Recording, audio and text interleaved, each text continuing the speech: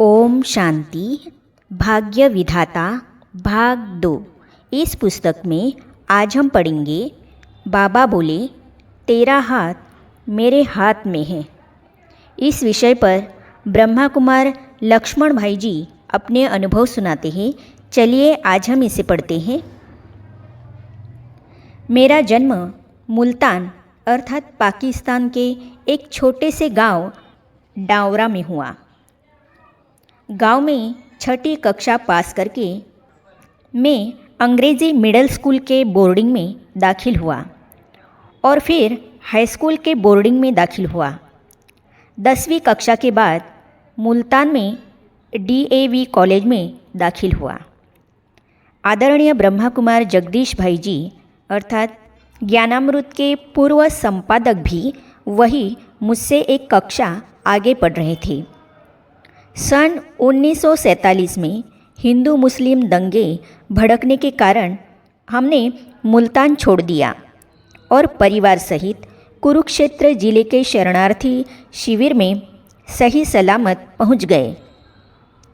पढ़ाई में व्यवधान तो पड़ा, परंतु शीघ्र ही DAV कॉलेज लाहौर अंबाला शहर में चालू हो गया और वहाँ से BSc की पढ़ाई पूरी करके मैं शिक्षक के पद पर नियुक्त हो गया।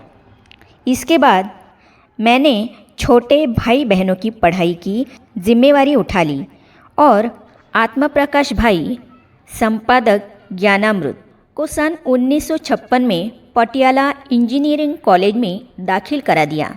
आत्मा प्रकाश भाई को इंजीनियरिंग की पढ़ाई पढ़ते पढ़ते प्रजापिता ब्रह्मा कुमारी ईश्वरीय विश्वविद्यालय द्वारा दिए जाने वाले सत्य ज्ञान की लगन लगी और वह रूहानियत से सराबोर रहने लगा। मैं जब उससे मिलने गया तो उसने मुझे भी इस सत्य ज्ञान की समझ देनी चाहिए, परंतु मेरा जीवन सोने के पात्र समान न होने के कारण शेरनी के दूध समान यह पावन ज्ञान उसमें समा नहीं पा रहा था। पटियाला में हमारी लौकिक माताजी भी इनके साथ रहकर खाना आदि बनाती थी। उसको भी इसने ईश्वरीय ज्ञान सिखा दिया। आंखें बाबा को खोजने लगी। क्रिसमस की छुट्टियों में आत्मा प्रकाश जी मेरे पास आए और कहा कि संस्था के साकार संपादक प्यारे ब्रह्मा बाबा दिल्ली राजौरी गार्डन में आए हैं, आप भी चले। मैं भले ही इतना इच्छुक नहीं था, परंतु इनके जोर देने से मैं युगल अर्थात दिवंगत ब्रह्मा कुमारी प्रेम कुरुक्षेत्र सहित आत्मजी के साथ हो लिया। दिल्ली में सेवा केंद्र पर पहुंचकर आंखें बाबा को खोजने लगी। मानवता का वो आदि पिता एक कमरे में कुछ बहनों के साथ बैठा था। मुझे खिड़की से उनकी केवल पीठ ही दिखाई दी।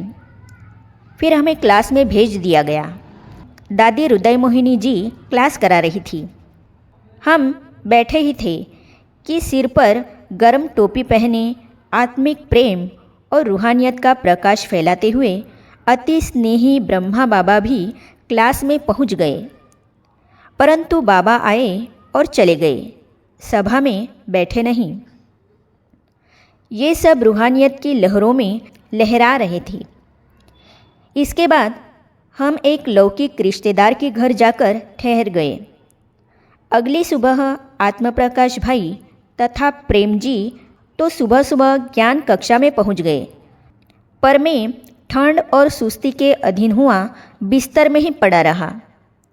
प्यारे बाबा से वरदान प्राप्त कर 8 बजे ये वापस लौटे और प्रेम जी ने बताया कि मुझे बाबा ने कहा, आप कल्प पहले वाली बिछड़ी हुई गोपी हो।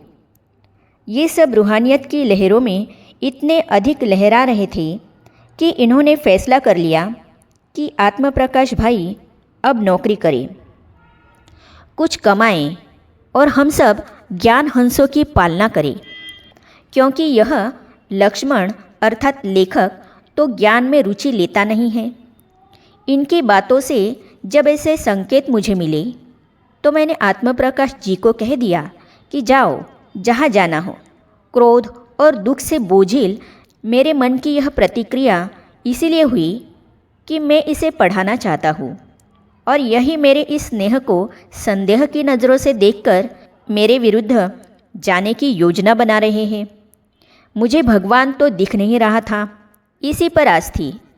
जब आस टूटती नजर आई तो मेरा मन दुखी हो गया, परंतु तभी इसमें स्थिति को संभाल लिया और मुझे कहा कि मैं आपकी खातिर पढ़ूंगा। इसके ऐसा कहने पर मैं शांत हुआ। कमज़ोर आत्मा पर तमोगुणी आहार का असर। वापस लौटने पर प्रेम जी मुझे रोज़ ईश्वरीय ज्ञान समझाने लगी। घर में प्याज लहसुन भी बंद हो गया। मुझे शिव बाबा का परिचय तथा 5000 वर्ष का सृष्टि चक्र समझ में आने लगा। परंतु इसी बीच एक बार 4 दिन घर से बाहर रहना पड़ा और योगयुक्त भोजन न मिलने से मानसिक अवस्था पुराने तमोगुणी ढर्रे पर आ गई। आत्मा मजबूत नहीं बनी थी, इस कारण उसकी नींव हिलने के लिए थोड़ा सा तमोगुणी संग ही काफ़ी था।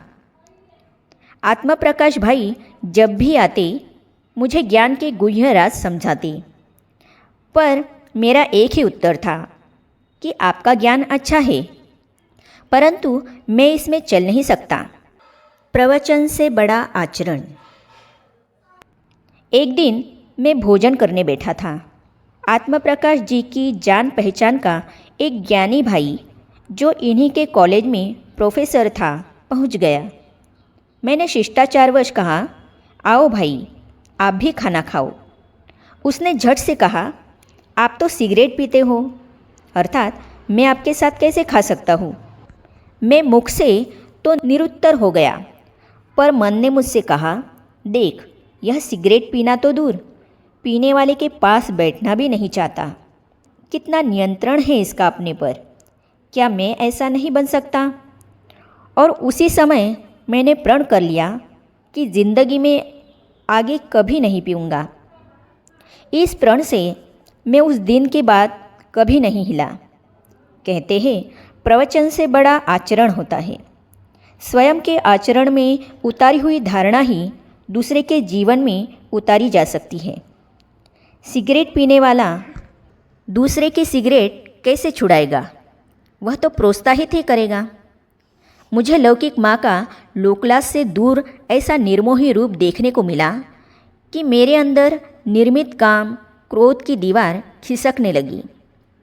एक दिन लौकिक माता को साइकिल पर बिठाकर पटियाला आश्रम ले जा रहा था, तो रास्ते में इन्होंने कहा, लक्ष्मण, आप भी ज्ञान में चलो।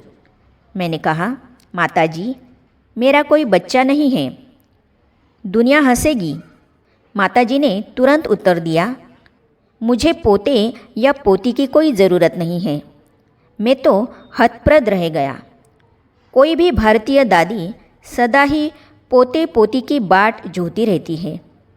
यहाँ तो इस संबंध में यह कहावत भी प्रचलित है कि ब्याज मूल से ज़्यादा प्यारा होता है।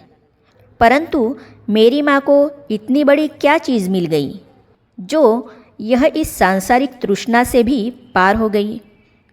माँ की इस छोटी सी बात का मेरे मन पर हजारों उपदेशों से भी ज़्यादा गहरा प्रभाव पड़ा। 4 शब्दों ने मानो मुझे लौकिकता से परे दिव्य प्रकाश का साक्षात्कार करा दिया।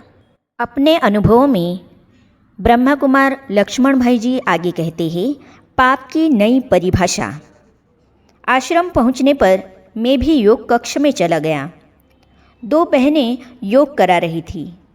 मैं ज्ञान तो सुनता ही रहता था, कुछ बातें स्मृति में पक्की हो गई थी।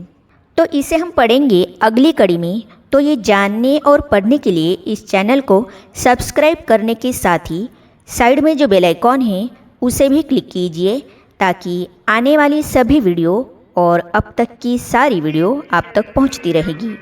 ओम शांति। धरती पे शिव शक्तियाँ आ गई, धरती पे शिव शक्तियाँ आ गई। घर घर में